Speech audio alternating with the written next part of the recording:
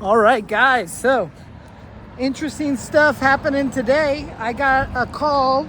I have these robot boxing machines that I am selling. I bought them for a movie production that I never ended up making. So I've got these things for sale.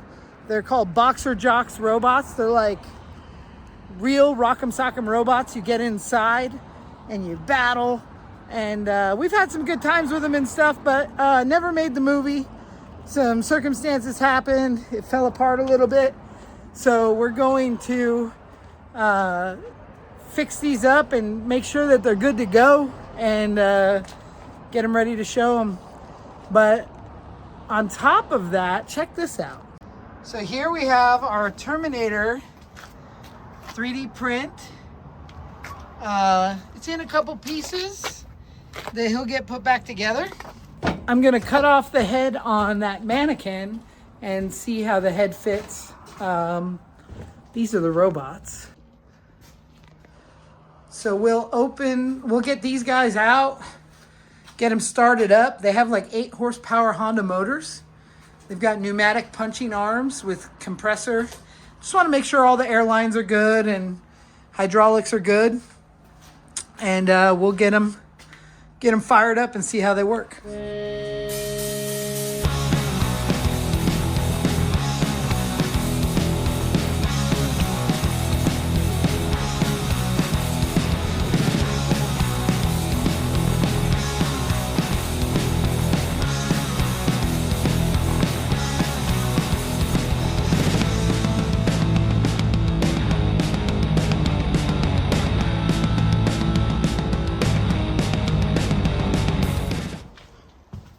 All right, got that guy's head off. Let's see how this Terminator head fits. Well, that's gonna be cool.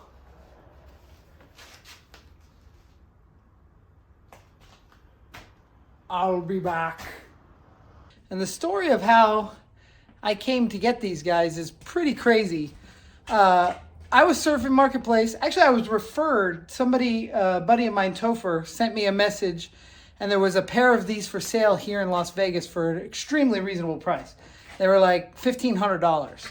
And these are amusement park attractions. I mean, they're pretty pricey, but they were $1,500 on Marketplace. I messaged immediately. I was like, I have to have these.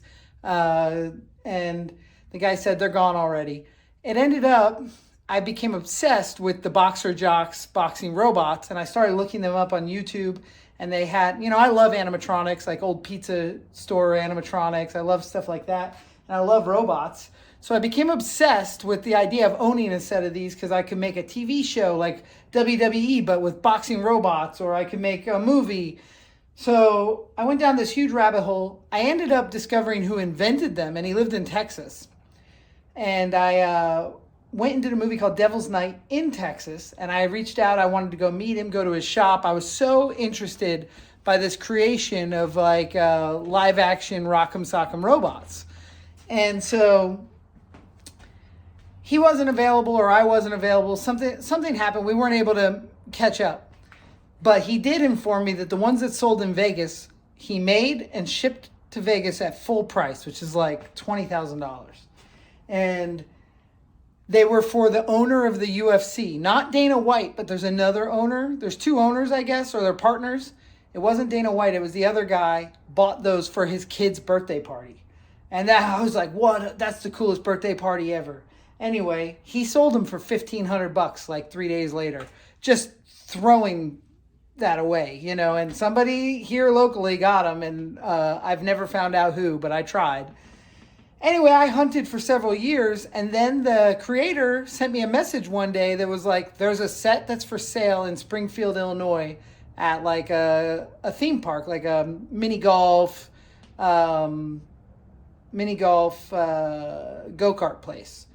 And so I contacted the guy that was selling them. They were much more expensive than the $1,500 set. I think I spent like $6,000 on them. But they were in Springfield, Illinois, and they weren't actually at the theme park. The guy I bought them from had bought them from the theme park when it was closing. But me and Kayla road tripped out to Arkansas to Butch Patrick's house, hung out with him, helped build this Munsters Museum. It was like a Munster museum. And then we, pulling the trailer with my old van, went to Springfield, Illinois, and picked these robots up, had them put on a trailer with a forklift. I had written a movie. I'm ready. I was going to use these things. So ready. And then we went to Flashback Weekend in Chicago, and then made it all the way home towing these robots. They each weigh about 800 pounds. So 1,600 pound load on the van, towed them all the way home, and went hardcore into production of a movie that me and my friend Josh Cornell wrote called Roboxer Revival. I had a producer, and we were gung-ho, moving forward, had everything cast. It was going to be so much fun. Kind of like the GoBots of Real Steel. If you're familiar with Real Steel, big budget Hollywood, Hugh Jackman robot boxing movie, and GoBots are like generic Transformers. So I kept pitching it. It's the GoBots of Real Steel. You know, we're making the low budget Real Steel. I love movies like Robot Jocks and Robot Wars, and I just wanted to make a movie like that. So it ended up not happening. My producer got very sick, was not able to do it. We refunded the money he had invested. My investment was these robots, and so I've been stuck with them. But we've had so much fun. I had this big Boulder City kids party. I invited every kid in Boulder City to come out here for a robot boxing championship, and we were like blasting White Zombie and Pantera and strobe lights and smoke machines. I refereed it, and we had Bobby Beamer calling the fight like he's a wrestling announcer. It was so much fun. And then a year later, my son Cooper had his 9th birthday. We got the robots out and invited all the kids back to do robot boxing for the birthday when he was 9. And it's just been really fun to own these, but it's time to let them go. They take up so much space, and we're building a haunted house in here. So they're for sale right now, and I've got a guy coming this week to look at them. I just got to get them up and running. So let's see if we can't do that. They haven't run in over a year since Robot Fight Night, so it was probably about a year ago right now maybe.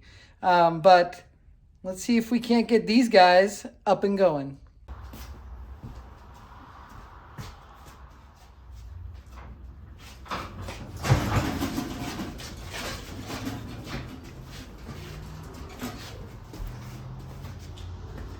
So these are my boxing robots. This is the US Jabber.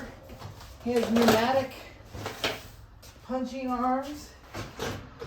And then when they get bopped, they bop there.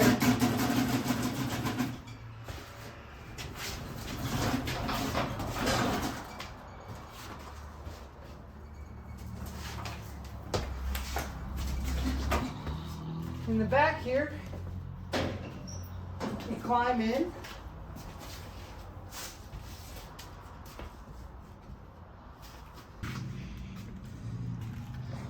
They've got 8 horsepower Honda motors right there. They have both electric and pull start. There's a compressor. When you sit on that seat, it pushes that button, and it creates the compressor that runs the hydraulic arms. And to drive him, you just simply push forward, back, kind of like a tank, forward, back, and that's how you punch, that button right there. So there's a lever for each arm. Let's see if we can't get Jabber running. So these guys have not been run in many months. I don't know if they have bad gas. I don't know their condition overall right now. We haven't used them. We had a party for my son maybe almost a year ago where we had a big boxing party in here. So we're going to see if we can't get this guy started up, but I don't know what it's going to take.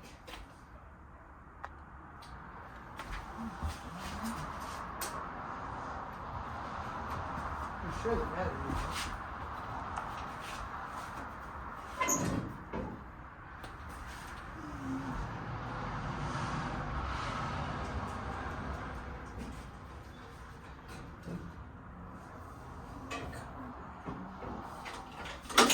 Oh, the gas smells bad. But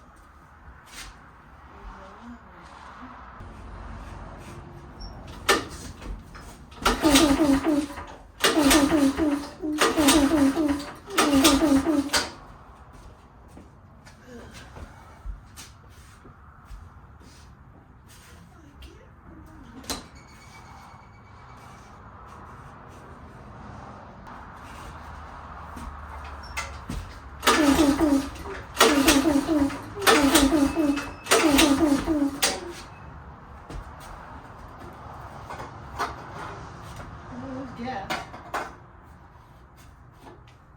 It's old. Probably pretty old gas.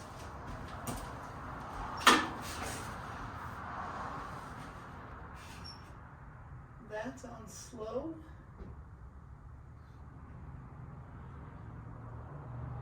I think. Don't know which way the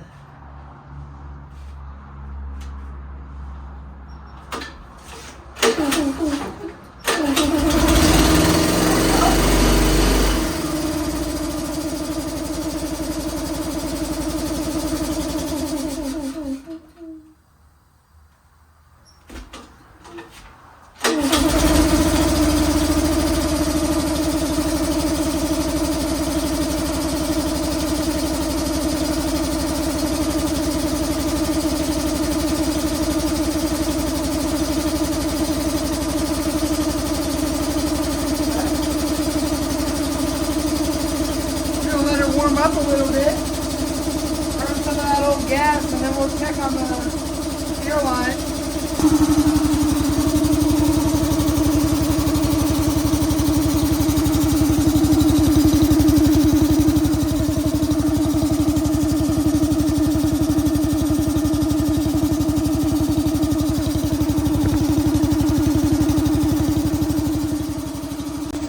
So there is a battery down there for an electric start, but I got to put the battery on the charger. It's been dead for a while, so I'm sure it might take a charge. I'm not sure, but the pull start worked, and we're going to let it warm up for a little while, and then we'll check the airline.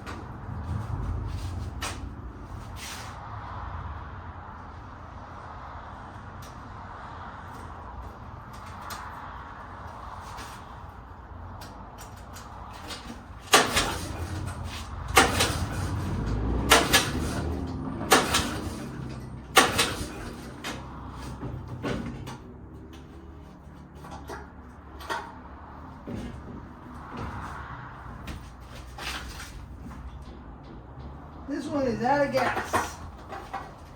Let's see if we have some gas here.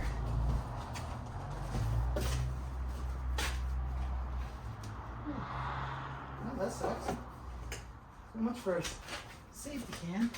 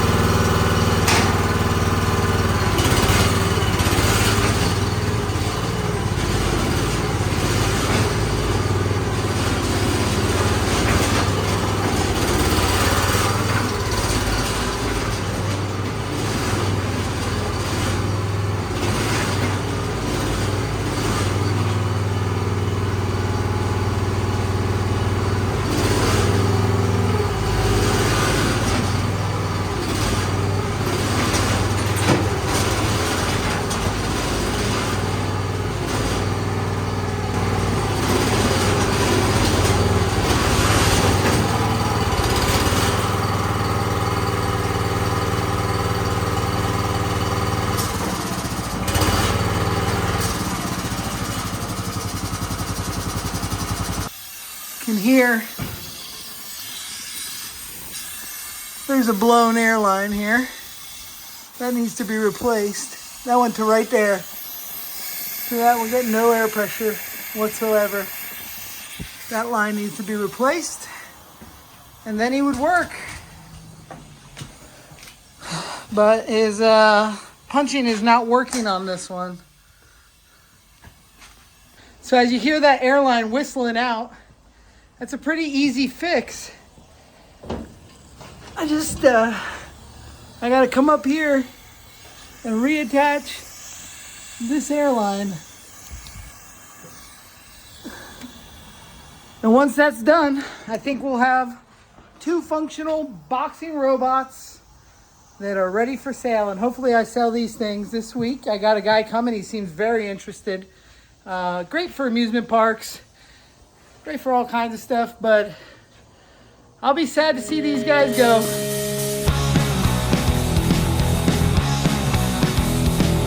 All right, guys, I got into replacing that hose and realized that's an exit port. That was not our problem. We were not getting air to the arms. And I found This is a regulator that I've replaced once before. So this regulator allows the air to go in, and then you can regulate the pressure for the air to come out, so we can set it at the right PSI. It also carries oil, which keeps the lines lubed. And the bottom right here is broken, and it's spilling air out. So this unit's no good. I have a single regulator that it doesn't have the oil reservoir, but it's air. I'm gonna hook this up just to get the arms working so I can show the guy to sell it. And then I will give him the broken stuff too, and the parts catalog so he can replace those pieces correctly. This is just one I have from Harbor Freight for an air compressor, but it'll work. The cool thing about these boxer jocks, I have the service manual, the original service manual. This has all the information, all the parts, everything to do with these machines. So I'm going to replace this regulator, see if I can't get these arms working. Let's see.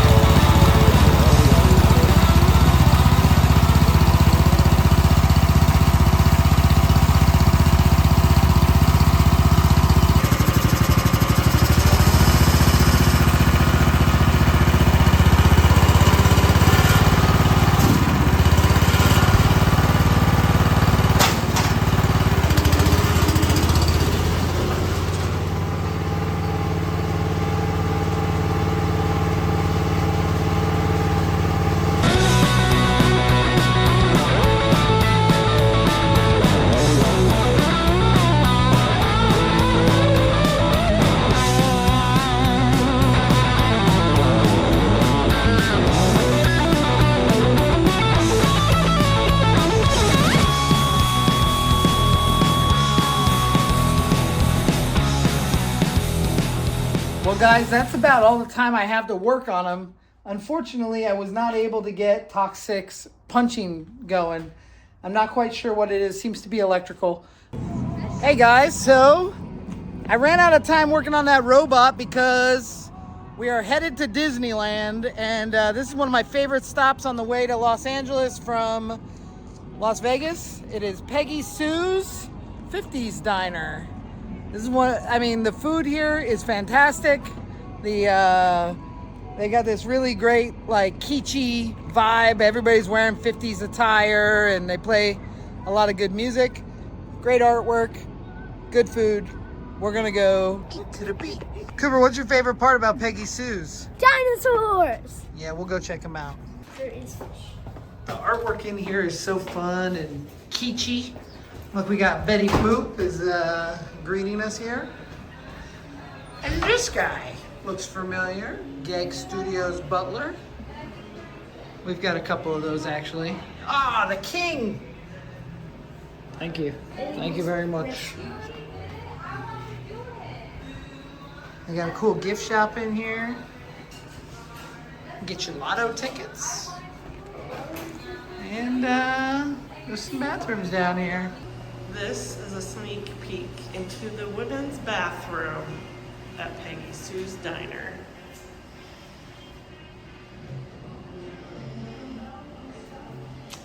Yep, little urinal painted on the wall and everything. Jimmy Dean. Oh, Jimmy Dean. Oh my gosh, guys, here's the king himself. Look at that. That's Elvis. Remember when we went to Graceland? Yeah. That was fun, huh? Yeah. Got some Marilyn Monroe here. Yellow paved road. That dining room's closed. How do we get to the dinosaurs? That way.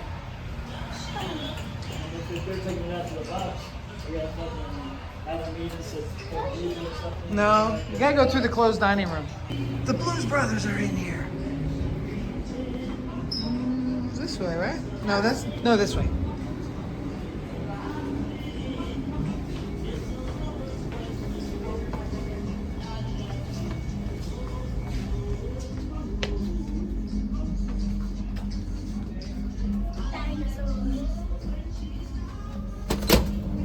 There they are. Probably not gonna be any turtles out in the dark though, huh? But it doesn't really matter. I will find the turtles. You will find the turtle. Yes. And I'll train them better than Master Splinter.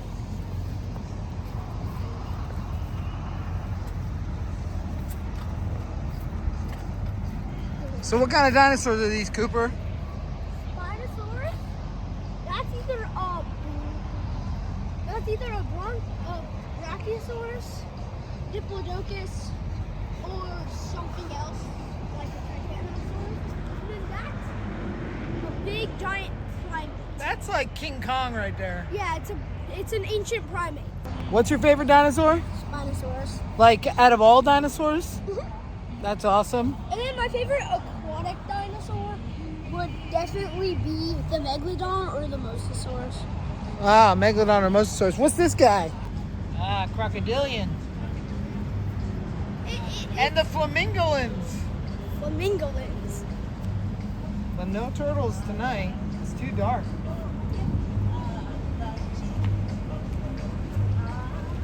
Some more flamingos here at Peggy Sue's. Oh, it's a stegosaur! That's really nice. Oh, there's something coming out of the ground. Made the dinosaurs go extinct. Oh. There's a zombie on that island. Yeah. It's coming to infect the stegosaur. Wait, there's a bigger stegosaur over there as well. I think it's child separated. I remember there being a fourth dinosaur. I thought there was a T-Rex. Oh, there he is. There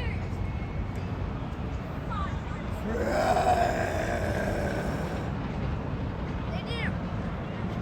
They made these weird, creepy sounds like they're dying. You got the Betty Boop stage over here at the Peggy Sue's. I'd love to come here and see somebody perform. I wonder if they do performances. All right, bye, prehistoric creatures. Bye-bye. It was good to see you. Semi-truck. And the semi-trucks. Oh, this is my favorite poster. This right here is my favorite, one of my favorite film posters. I have been searching for one the same size. I have a perfect spot for that poster in my house. I wonder if they'd let it go. Probably not.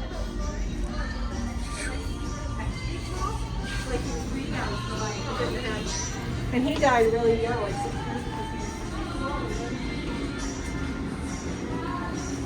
Cooper, you know who the Blues Brothers are? Oh, isn't there a statue? They dance like this. Isn't there a statue of those guys in Boulder? Yeah, there is. That same statue's in Boulder.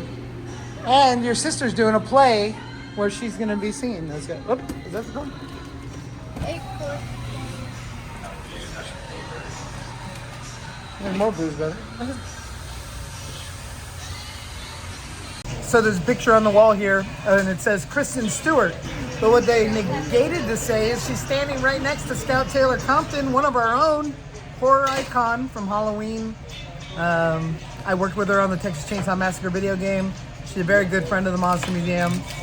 And she's gracing the walls here at Peggy Sue's. I hope you're enjoying my crazy life, and it is very crazy. Everything's popping up all the time, but like it, share it, subscribe to it, and I'll see you tomorrow.